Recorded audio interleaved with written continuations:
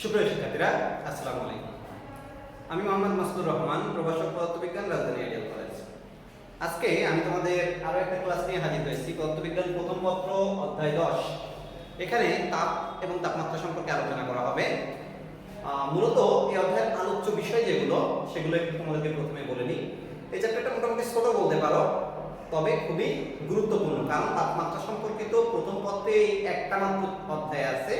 ফলে এইখান থেকে প্রশ্ন প্রতিবারই আসে এবং আসবেও ইনশাআল্লাহ। এখন এই যে চ্যাপ্টারটা আলোচনা করে হয়েছে গ্যাসের কিছু সূত্র নিয়ে, গ্যাসীয় কিছু সূত্র। একটা হচ্ছে বয়েলের সূত্র। বয়েল একজন বিজ্ঞানের নাম, তার নাম অনুসারে বয়েলের সূত্র। তারপরেরটা হচ্ছে চার্লসের সূত্র, চার্লসের সূত্র।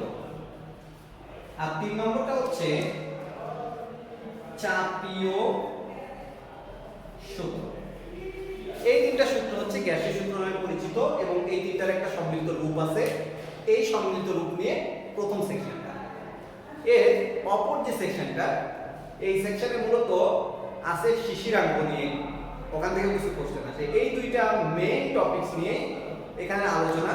এছাড়া এর মাঝে গ্যাসের গতিশক্তি নিয়ে একটা আলোচনা আছে। মোটামুটি এই নিয়ে এই চ্যাপ্টারটা।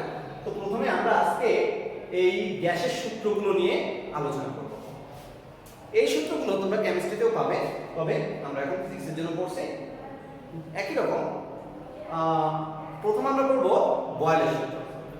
বয়েলের সূত্রটা এমন যে, মনে করো নির্দিষ্ট ভরের গ্যাস, এই গ্যাসটা তাপমাত্রা যদি নির্দিষ্ট থাকে, অর্থাৎ তাপমাত্রা পরিবর্তন না হয়, তবে এর আয়তন চাপের ব্যস্তানুপাতিক। অর্থাৎ চাপ যত বাড়বে আয়তন ঠিক সেই হারে কমবে। চাপ যদি দ্বিগুণ হয় আয়তন অর্ধেক হবে, চাপ যদি 5 গুণ হয় আয়তন 1/5 অর্থাৎ 5 ভাগে 1 ভাগ হবে। এটার অর্থ হচ্ছে এটা। তাহলে আমরা সূত্রটা কি বলবো, যে নির্দিষ্ট ভরের গ্যাসের তাপমাত্রা স্থির থাকলে এর আয়তন চাপের ব্যস্তানুপাতিক। অর্থাৎ আয়তনকে যদি আমরা v দ্বারা প্রকাশ করি, তাহলে v সমানুপাতিক চিহ্ন দিয়ে 1/p দিলেই বোঝা যাবে যে আয়তন চাপের ব্যস্তানুপাতিক। আশা করি ব্যাপারটা বুঝতে পেরেছো। এটা কখন? যখন স্থির কে তাপমাত্রা, এটা কখন হবে? স্থির তাপমাত্রা। ওকে, তো এটার অর্থটা আমরা একটু বোঝার চেষ্টা করব। তোমাদের নিশ্চয়ই মনে আছে যে এই ধরনের সমানুপাতিক বা ব্যস্তানুপাতিককে আমরা কিভাবে প্রকাশ করতাম। এর প্রকাশটা এমন হবে যে, যদি বলি কোনো একটা বস্তু ভর নির্দিষ্ট, তাপমাত্রা নির্দিষ্ট, তো বস্তুটা চাপ যখন P1, তখন দেখা গেল আয়তন মেপে V1। তারপর আবার আমরা চাপ মাপলাম, নতুন একটা চাপ যখন P2, তখন আয়তন V2। আবার চাপ P3, আয়তন V3। তো আমি উপর থেকে মুছে এটাকে একটু ব্যাখ্যা করার চেষ্টা করব, যেটা কি বুঝবো। তো V সমানুপাতিক 1/P, এটার অর্থ হচ্ছে V সমান সমান ধ্রুবক ইনটু 1/P। পিটাকে যদি আমি এই পাশে আনি, তাহলে পিটা এই পাশে আসলে গুণে আসবে V সমান সমান ধ্রুবক। তার মানে P আর V এর গুণফল সবসময় ধ্রুবক।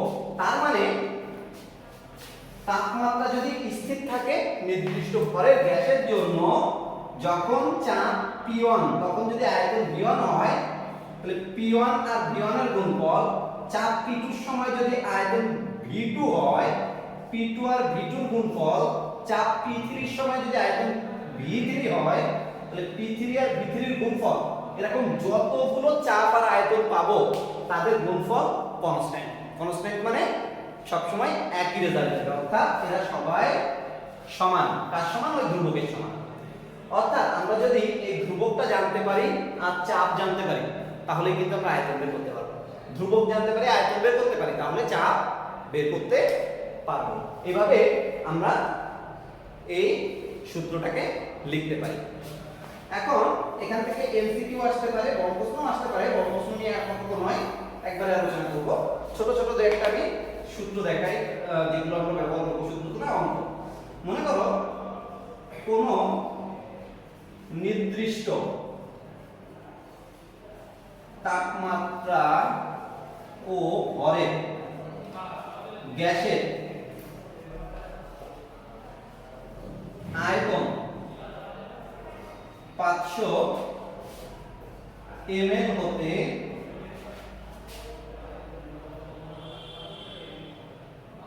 250 ml করতে প্রয়োজনীয়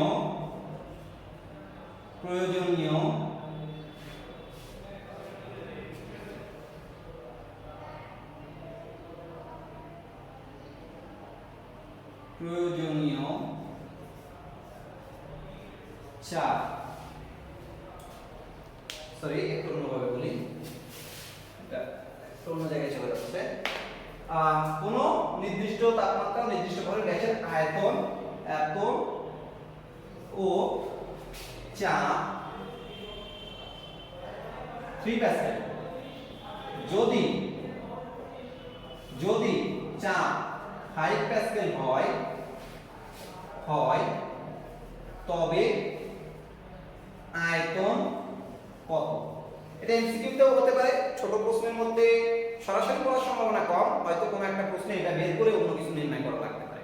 তো এমসিকিউর মধ্যে আসলে কিভাবে সেটা পরে আগে আমি একটু বিস্তারিত লিখে করাই, তারপরে এমসিকিউতে কি করবা সেটা বলে দেবো, যদি একই বিরাই। এখানে দেখো প্রথম ক্ষেত্রে আয়তন এবং চাপটা দেওয়া আছে, তাহলে আয়তন মানে V 500 ml আর চাপ হচ্ছে P 3 প্যাসকেল। তো প্রথম ক্ষেত্র বলে আমরা এখানে V1 আর P1 ইউজ করলাম, আর দ্বিতীয় ক্ষেত্রে আমার আয়তন দেয়া নেই কিন্তু চাপ দেয়া আছে, মানে P2 দেওয়া আছে 5 প্যাসকেল, আর আমার আয়তন V2 নির্ণয় করতে বলেছে। তো একটু আগে আমরা দেখেছিলাম, আমরা জানি যে P1 V1 সমান সমান P2 V2। শুধু P2 V2 কেন, যতগুলো পাবো আর একটু পরে চাপ মাপলাম তার আয়তন মাপলাম, ওই দুটোর গুণফল, বা তার আরো পরে যে চাপ মাপলাম আর আয়তন মেপে গুণ করলাম, সব রেজাল্ট সেম দেবে। অর্থাৎ আমরা এই সূত্রটা ইউজ করে এই অঙ্কটা করে ফেলতে পারবো দ্রুতই। তাহলে এখান থেকে V2 বের করতে হবে, তো আমরা P1 V1 বাই P2 সমান সমান V2 বলতে পারি। সুতরাং V2 এর মান কত হবে? P1 V1 by P2। P1 এর মান কত? P1 এর মান এখানে দেয়া আছে 3 ইকুয়াল V1 এর মান আছে 500 ডিভাইডেড বাই P2 এর মান দেয়া আছে 5। তাহলে এটা আমরা বলতেই পারি যে যদি তোমরা কাটাকাটি করো বা ক্যালকুলেটরে হিসাব করো তাহলে দেখতে পাবে 300 ml, এটা হচ্ছে আয়তন। এখন তোমাদের এখানে একটা কমন কোশ্চেন থাকতে পারে, সেটা হচ্ছে স্যার আমরা আয়তনের একক তো মিটার কিউব শিখে এসেছি, এখানে ml ইউজ করা হচ্ছে, আমরা কি করব? এই অঙ্কগুলো সম্পর্কে একটা কথা বলবো যে আমরা উভয় ক্ষেত্রে যদি সেম একক ইউজ করি, এইগুলো P1 V1 P2 V2 যেগুলো, এরপরে যে আরো অন্য কথা বলবো কি কি হতে পারে। আমরা যদি বলি P1 V1 সমান P2 V2, তো কোনো সমস্যা নেই। তুমি একক যদি V1 আর V2 সেম রাখো তাহলে তোমার কোনো প্রবলেম হবে না, P1 আর P2 সেম রাখো তাহলে কোনো সমস্যা হবে না।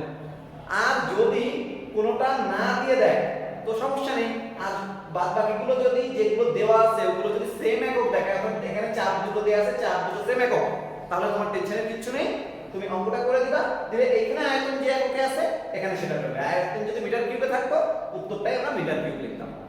যেহেতু দুই পাশে আমাদের সেম জিনিস আছে ওই জন্য একক এখানে কোনো প্রভাব ফেলে না। ওকে, তো এটা দ্রুত কিভাবে করতাম? দ্রুত করতে আমরা কোনো মানটা লিখতাম না, শুধু এটাই চিন্তা করতাম যে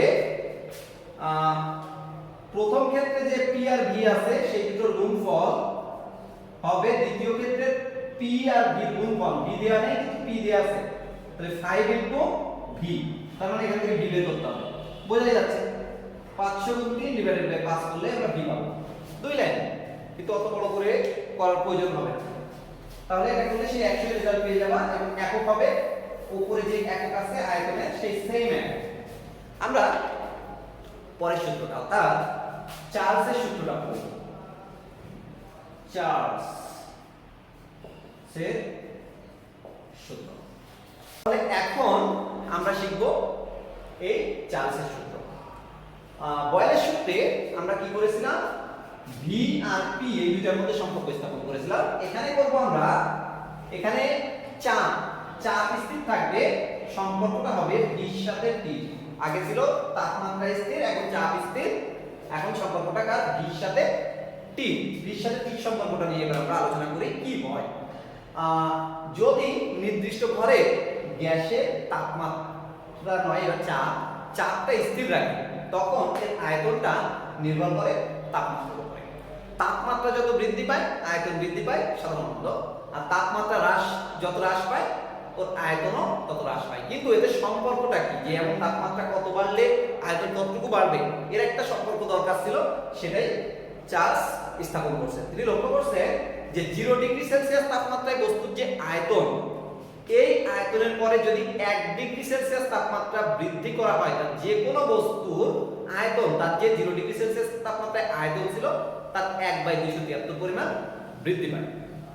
এখন যদি আমরা ওর তাপমাত্রা 1 ডিগ্রি হ্রাস করি 0 ডিগ্রি থেকে, তাহলে ওর আয়তন আগে যেটা ছিল তার 1/273 অংশ হ্রাস পায়। এটা উনি লক্ষ্য করলেন। তাই উনি এইভাবে বললেন যে নির্দিষ্ট ভরের এবং নির্দিষ্ট চাপের বা স্থির চাপের কোন গ্যাসের তাপমাত্রা 0 ডিগ্রি সেলসিয়াস থেকে প্রতি ডিগ্রি বৃদ্ধি বা হ্রাসের সাথে সাথে এর আয়তন 0 ডিগ্রি সেলসিয়াস তাপমাত্রার আয়তনের 1/273 পরিমাণে যথাক্রমে বৃদ্ধি বা হ্রাস পায়। তাহলে কি হচ্ছে, আমরা একটু বিশ্লেষণ করি। এখানে চাপ স্থির, চাপের পরিবর্তন হচ্ছে না। যদি না হয়, মনে করলাম 0 ডিগ্রি সেলসিয়াস তাপমাত্রায় বস্তুর আয়তন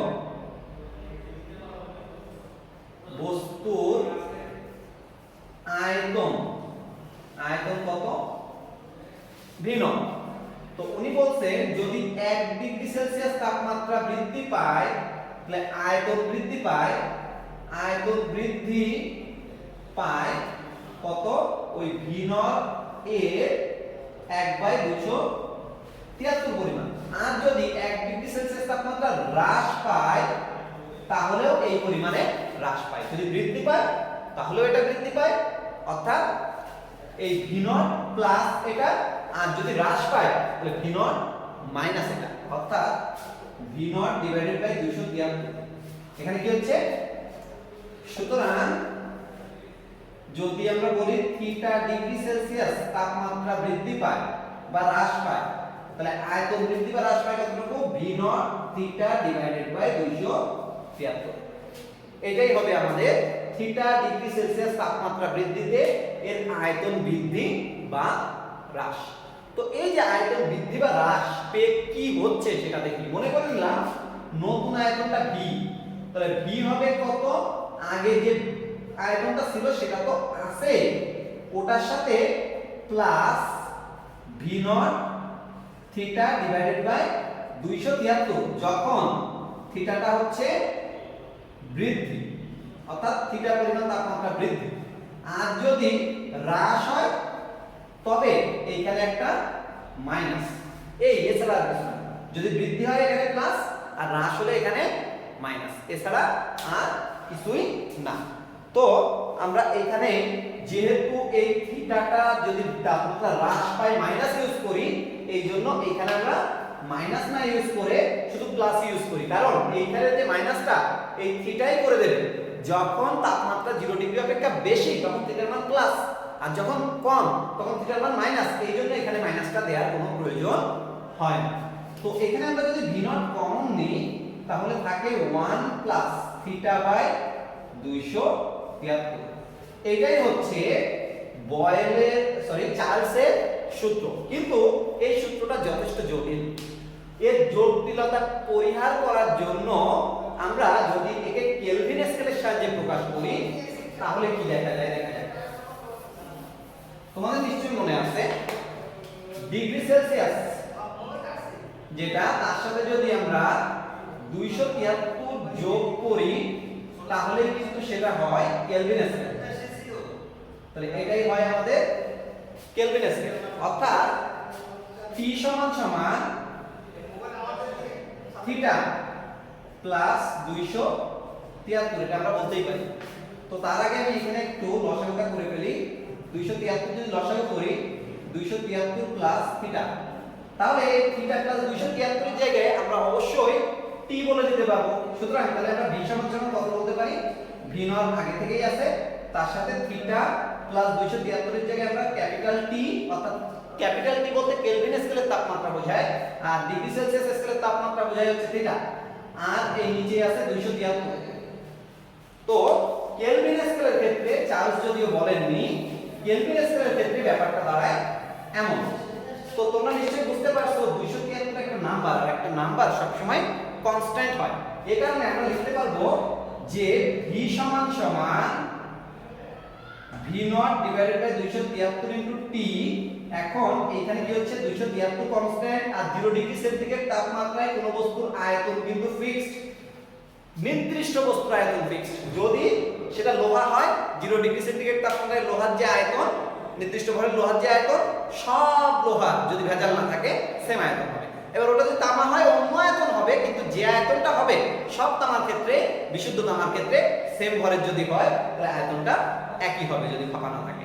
তো এই কারণে ভি নট কনস্ট্যান্ট 273 একটা নাম্বার, এটাও কনস্ট্যান্ট। ফলে কনস্ট্যান্ট যদি উঠাই দিই তাহলে আমরা বলতে পারি সমানুপাতিক। এই কারণে যেহেতু ওইখানে জটিলতাটা বেশি ছিল, বয়েলের সূত্রটা আমরা কি করেছি চার্লসের সূত্রটা আমরা কেলভিন স্কেলে এনে নিয়েছি। কেলভিন স্কেল অনুসারে আমরা বলতে পারি যে নির্দিষ্ট ভরে কোনো গ্যাসের চাপ স্থির থাকলে তাপমাত্রা আয়তনের সমানুপাতিক। আয়তন তাপমাত্রার সমানুপাতিক। আবারও বলি, নির্দিষ্ট ভরের কোনো গ্যাসে যদি কি স্থির থাকে, আমাদের চাপ স্থির থাকে, তাহলে তার আয়তন হবে কেলভিন স্কেলের তাপমাত্রা সমানুপাতিক। এটাই হচ্ছে চার্লসের সূত্রের পরিবর্তিত রূপ। তো এটাকে আমরা কিভাবে বলতে পারি যে এখানে যদি আমরা কনস্ট্যান্টটা উঠাই এখানে একটা ধ্রুবক বলি, যেটা এখানে ছিল আগে থেকেই, আমি এখন জাস্ট ধ্রুবক লিখলাম, ওটা যা ছিল তা না লিখে, তাহলে v বাই t সমান সমান ধ্রুবক। ফলে আগেরটার মতো করে বলতে পারি যদি v1 পরিমাণ আয়তনের জন্য তাপমাত্রা T1 হয়, v2 পরিমাণের জন্য তাপমাত্রা T2 হয় ধ্রুব আয়তনের জন্য, আর v3 আয়তনের জন্য যে তাপমাত্রা T3 হয়, তাহলে এদের অনুপাত ধ্রুবক। আর যদি আমরা দুইটার ক্ষেত্রে বলি তাহলে অনুপাতই পেয়ে রাখবো। তাহলে একই ভাবে যদি বলা হয় 30 ডিগ্রি সেলসিয়াস তাপমাত্রা বস্তুর 30 ডিগ্রি সেন্টিগ্রেড তাপমাত্রা বস্তুর আয়তন 200 মিটার কিউবে দিলাম, এবং আয়তন পরিবর্তন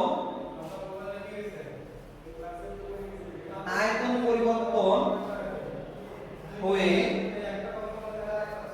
300 মিটার কিউব হলে তাপমাত্রা বৃদ্ধি কত? তাহলে আমরা এখানে জাস্ট মান বসাতে পারবো। আমি এখানে লিখছি আমার কি θ1 দেয়া আছে, যদিও আমি এটাকে বলবো T1 সমান সমান 30 ডিগ্রি, যেটাকে আমরা 273 প্লাস 30 প্লাস 273 আর কি কেলভিন বলতে পারবো, অর্থাৎ 2 না বলে 30 যেহেতু 303 কেলভিন। একই ভাবে আমি যদি এখানে বলি যে v1 এর মান 200 মিটার কিউব, তোমাদের আপত্তির কোনো কারণ নেই। একই ভাবে এখানে কিন্তু আমাদের v1 টা পরিবর্তিত হয়ে 300 মিটার কিউব হয়েছে। আমাদের জানতে চেয়েছে T2 টার মান। হ্যাঁ, এখন দেখি এখানে এই অঙ্কটা করার জন্য আমাদের সূত্রটা কি হবে? v1 বাই t1 সমান সমান v2 বাই t2। তাহলে এক্ষেত্রে আমরা বলতে পারি যে V1 এর মান হচ্ছে 200 আর T1 এর মান হচ্ছে 303 সমান সমান V2 এর মান হচ্ছে 300 আর T2 এর মান বের করতে হবে। তাহলে যদি আমরা T2 টাকে এই পাশে আনি, আচ্ছা কোলাকুলি করি 200 T2 ইকুয়াল 300 ইনটু 303 বা T2 ইকুয়াল 300 গুণ 303 ডিভাইডেড বাই 200। তো এটা নিশ্চয়ই কাটাকাটি যায়, এখানে হয় 2 এখানে হয় 3, অর্থাৎ যদি এই হিসাবটা করো তাহলে আসবে 6 6 9 2 4.5 কেলভিন। এটা হচ্ছে কেলভিন। এখন একে যদি ডিগ্রি সেলসিয়াস স্কেলে নিতে চাও তাও নিতে পারবা 273 বিয়োগ দিয়ে 4.5 মাইনাস 273, এটা করলে ডিগ্রি সেলসিয়াস হয়ে গেল। তো ডিগ্রি সেলসিয়াস এটা তাহলে কত আসলো 27 বেড়ে যাবে, অর্থাৎ আমার হয়ে যাবে হচ্ছে 181.5 ডিগ্রি সেলসিয়াস। মেবি তোমরা তারপরে একটু ক্যালকুলেটর দিয়ে করে নেবে, আমি মুখে মুখে করেছি, ভুল হতে পারে। এইটা ছিল আমাদের অঙ্কটা। তাহলে এটা হচ্ছে কি T2 এর তাপমাত্রা। তাহলে তাপমাত্রা বৃদ্ধি কতটুকু প্রশ্ন হচ্ছে এটা। তাহলে তাপমাত্রা বৃদ্ধি যদি ডিগ্রি সেলসিয়াস স্কেলে বলা হয় তাহলে 181.5 মাইনাস কত, মাইনাস যেটা ছিল 30, অর্থাৎ 151.5 ডিগ্রি। আর যদি কেলভিনে করতে চাই না তো 454.5 থেকে আমরা বিয়োগ দিতাম কত 303, তাহলে সেমই আসবে। মূলত তাপমাত্রা বৃদ্ধি বা হ্রাস দুই স্কেলে সেম থাকে। আরেকটা কথা, যখন তুমি এই সূত্রটা ইউজ করবা, এখানে যদি তাপমাত্রা ডিগ্রি সেলসিয়াসে দেয়া থাকে এবং তুমি সেই ডিগ্রি সেলসিয়াস স্কেলে অঙ্কটা করো, অঙ্ক ভুল হয়ে যাবে। ফলে এটা অবশ্যই খেয়াল করে করতে হবে। এটাই কোনো ছাড় পাওয়ার স্কোপ নেই, রেজাল্ট ভুল হয়ে যাবে। তাহলে কি বললাম, যদি আমরা চার্লসের সূত্র ধরে মূল সূত্র ধরে করতাম তখন ডিগ্রি সেলসিয়াস ধরে করতে হতো, কিন্তু যখন আমি এই চার্লসের পরিবর্তিত যে রূপ, সেই রূপটা ধরে যে সূত্রটা এসেছে V1/T1 = V2/T2, বা এক কথায় V divided by T = constant, এই সূত্রটা ধরে যদি আমরা অঙ্ক করি তাহলে T কে অবশ্যই কেলভিনে নিয়ে করতে হবে, কারণ এই সূত্রের Tটা হচ্ছে কেলভিন স্কেলের তাপমাত্রা। তাহলে কেলভিন স্কেলে না করলে অঙ্কটা হবে না। এটাই ছিল আমাদের চার্লসের সূত্র। লাস্ট চাপীয় সূত্র। চাপীয় সূত্রটা অনেকটা চার্লসের সূত্র। চার্লসের সূত্র যদি পারো চাপীয় সূত্রটা পারবা, কিন্তু পার্থক্য হচ্ছে চার্লসের সূত্রে স্থির ছিল হচ্ছে চাপ আর এখানে স্থির হচ্ছে আয়তন। অর্থাৎ এখানে v হচ্ছে কনস্ট্যান্ট, v স্থির। তাহলে থাকলো কে p v আর t নিয়ে কিন্তু আমরা তিনটা সূত্রে কাজ করি, এটা আমি সূত্রে বলি নাই। আমাদের তিনটা সূত্রই p v আর t নিয়ে কাজ, তিনটা সময় তিনটা স্থির। আমাদের বয়েলের ক্ষেত্রে স্থির ছিল তাপমাত্রা, চার্লসের ক্ষেত্রে চাপ, আর এখন হচ্ছে আয়তন স্থির, অর্থাৎ চলবে হচ্ছে p আর t। এটার সাথে কি বললাম আগের যে সূত্রটা, অর্থাৎ চার্লসের সূত্রের প্রচণ্ড মিল। চার্লসের সূত্রের সাথে পার্থক্য হচ্ছে শুধু ওখানে স্থির ছিল p, এখানে v, আর ওইখানে পরিবর্তিত হচ্ছিল কে v, এখানে পরিবর্তিত হবে p, কার অনুযায়ী, সময়ের অনুযায়ী। অর্থাৎ নির্দিষ্ট ভরের গ্যাসের আয়তন স্থির থাকবে। 0 ডিগ্রি সেলসিয়াস তাপমাত্রা হতে প্রতি ডিগ্রি সেলসিয়াস তাপমাত্রা বৃদ্ধি বা হ্রাসের জন্য চাপ এর পরিমাণ 0 ডিগ্রি সেলসিয়াস তাপমাত্রা চাপের যথাক্রমে 1/273 পরিমাণ বৃদ্ধি বা হ্রাস পায়। বৃদ্ধির জন্য বৃদ্ধি আর হ্রাসের জন্য হ্রাস। অর্থাৎ আমরা এটা বলতে পারবো যদি 0 ডিগ্রি সেলসিয়াস তাপমাত্রার চাপ P0 হয়, তাহলে সেই একই নিয়মে থিটা ডিগ্রি সেলসিয়াস তাপমাত্রার চাপ হবে P0 তো থাকবেই, তারপরে হচ্ছে P0 থিটা ডিভাইডেড বাই 273, একদম ওইটার মতো। এই জন্য আর এটা করে দেখালাম না। একই নিয়মে আমরা যখন P0 কমন নেব, এখানে থাকবে 1 প্লাস থিটা বাই 273 P0।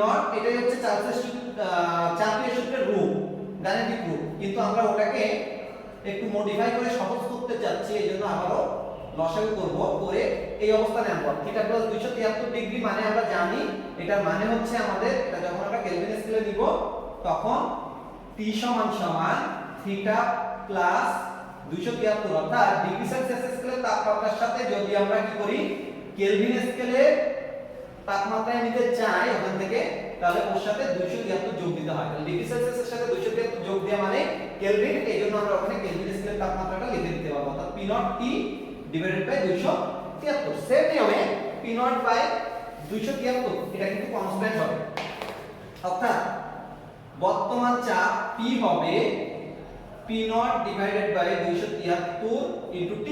যেহেতু এটা কনস্ট্যান্ট, এটা উঠে যাবে P সমানুপাতিক T, অর্থাৎ আমরা বলতে পারবো P সমান সমান ধ্রুবক ইনটু T, বা P ডিভাইডেড বাই T সমান সমান ধ্রুবক। একই নিয়মে বলতে পারবো যদি P1 P2 P3 চাপ হওয়ার জন্য তাপমাত্রা হয় যথাক্রমে T1 T2 T3, তাহলে P1 বাই T1 সমান সমান P2 বাই T2 সমান সমান P3 বাই T3। এবং আগের মতোই যদি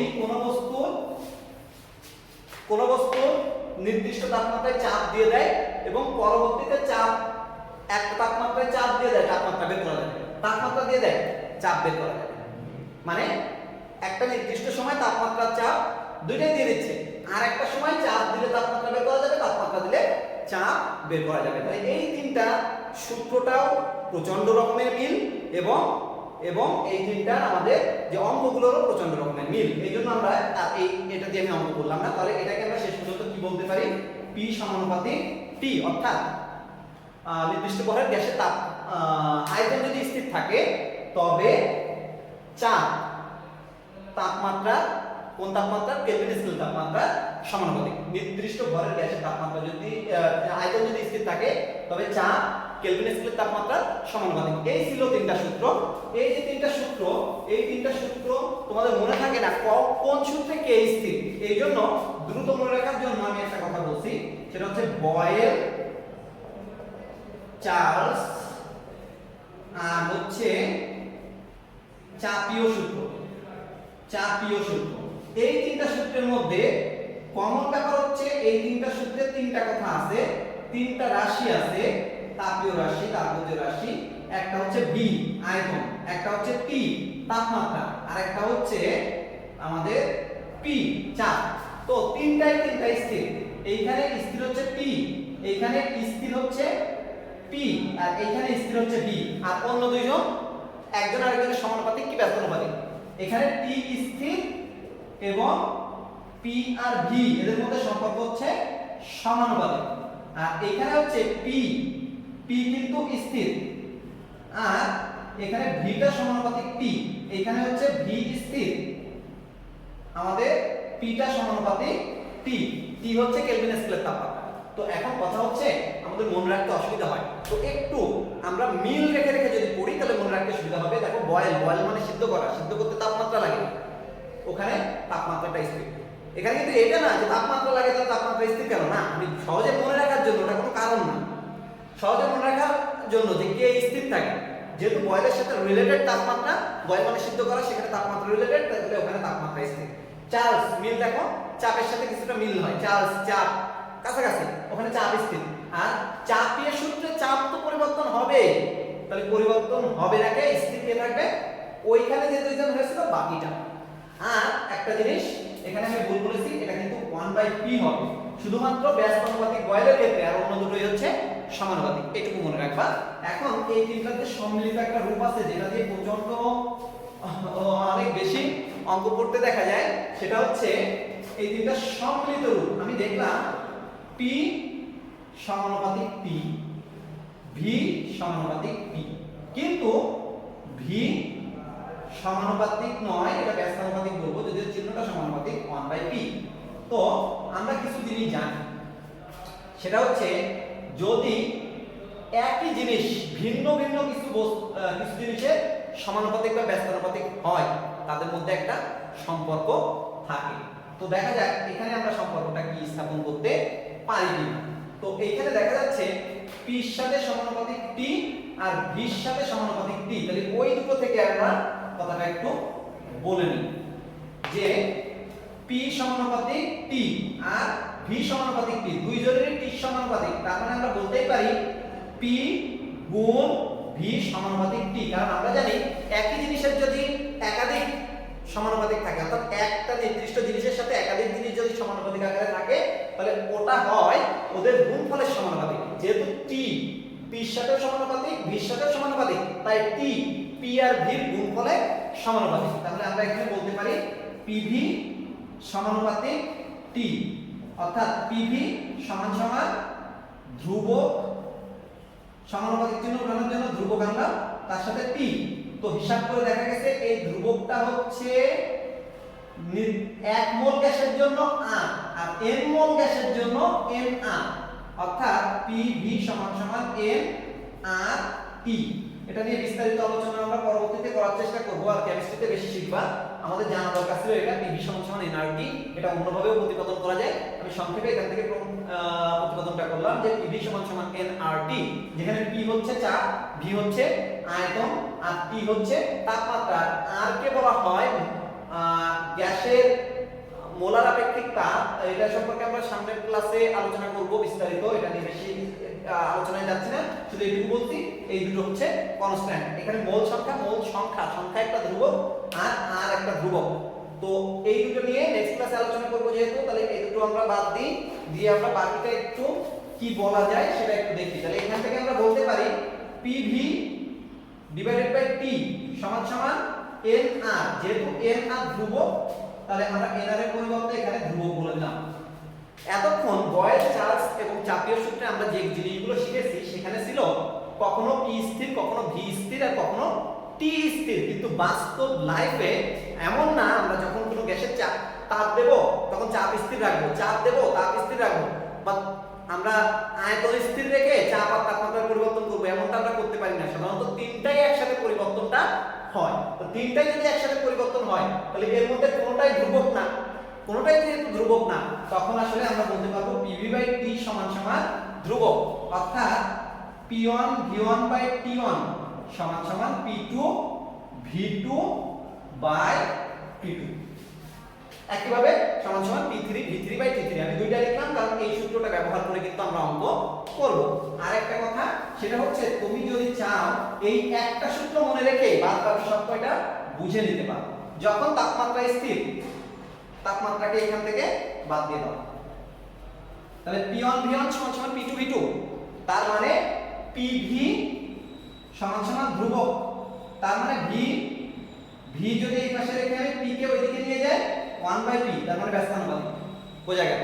আবার যদি আমি বলি না, আমি